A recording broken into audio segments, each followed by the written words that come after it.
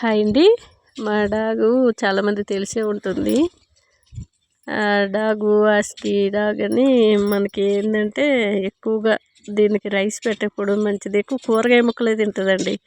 Carrot, beetroot, మనకి cabbage, chicken నేను తీసుకొచ్చిన చికెనే చిన్నగా తరిగేసి కుక్కర్లో ఒక 2 విజిల్ పెట్టేసి వేసిస్తే కప్పులో తినేస్తుంది. బాయిల్డ్ ఎగ్, నాన్ వెజ్ అయినా పచ్చిది పెట్టను, ఎగ్ అయినా పచ్చిది పెట్టనండి.